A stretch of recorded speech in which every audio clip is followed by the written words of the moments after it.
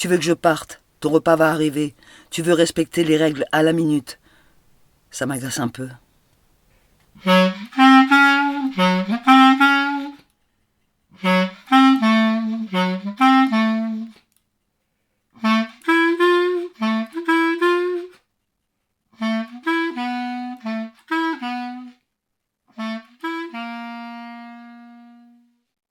La revue Rue Saint-Ambroise et l'association Rue du Conservatoire vous proposent Accroche-toi de Delphine Tranier-Brard.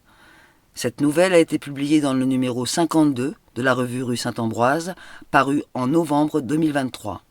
Lectrice Sylvie Laporte. Musique Charlie Nelson.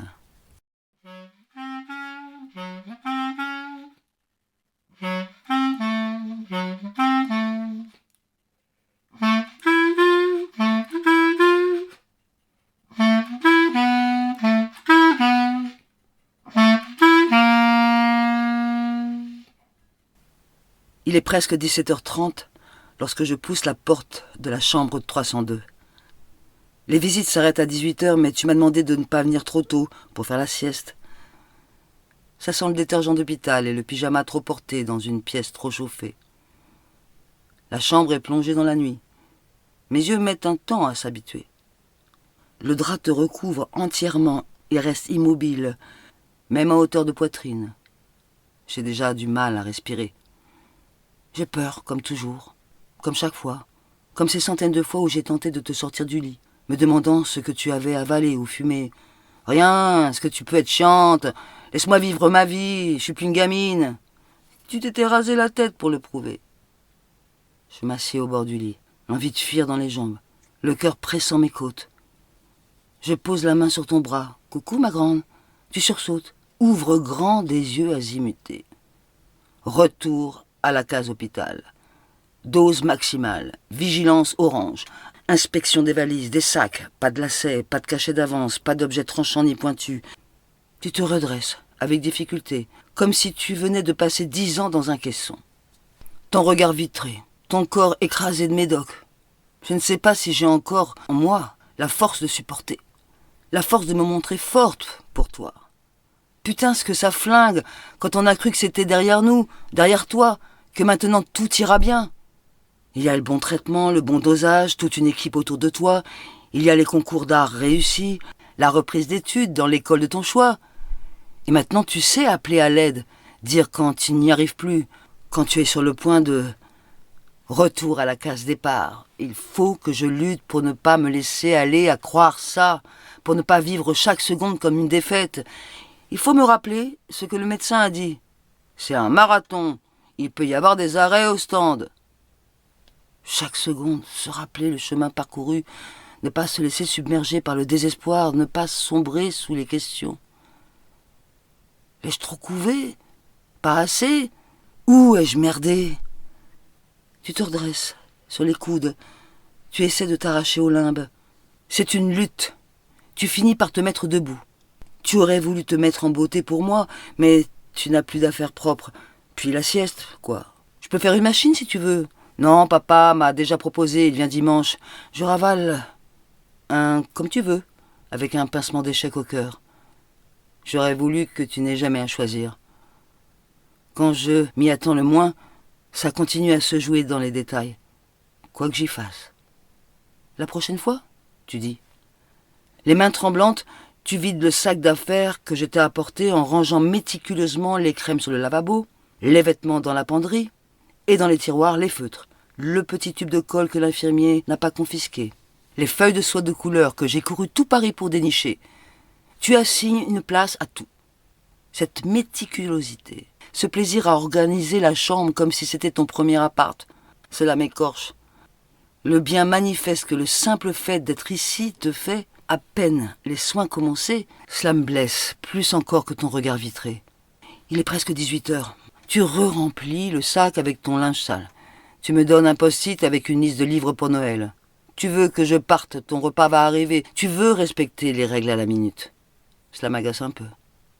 Ton empressement de me voir ce matin, au téléphone, il est bien loin.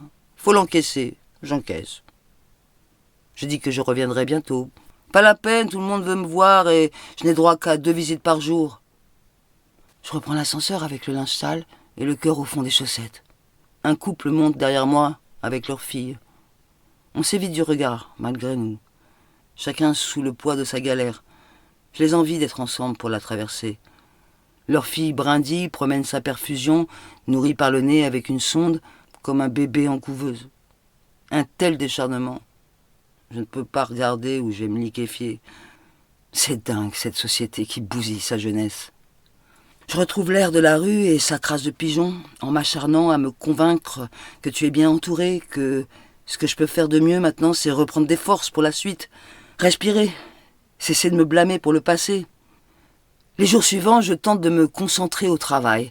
Tu luttes pour t'extraire au chaos, retrouver une routine, la capacité de gérer ton anxiété.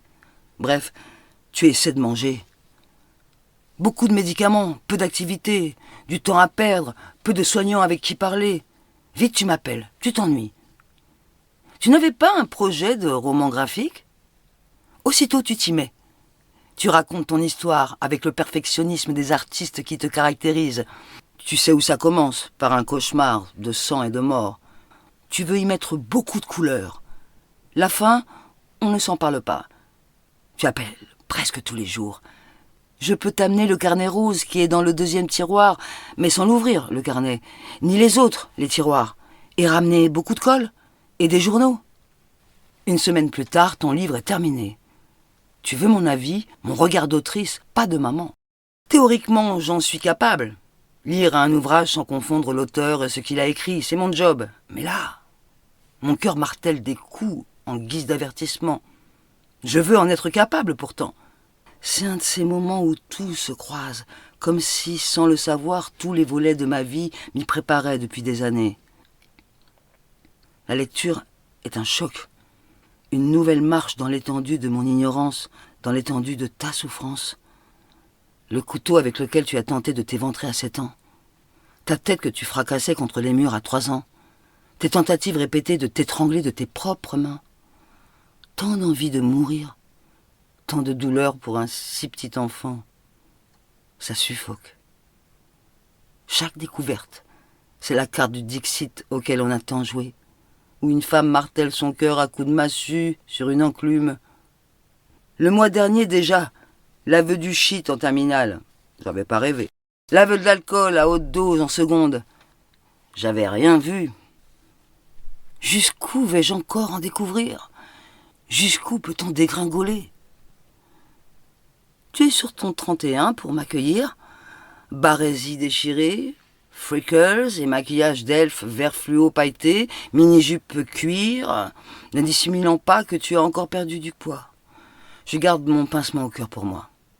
Tu attends mon avis d'autrice, mais c'est la mère, la voix tremblante qui dit l'émotion, l'amour et la douleur qui traversent ton œuvre. Je dis que je l'ai reçu aussi comme un remerciement d'avoir été et d'être là. Tu souris.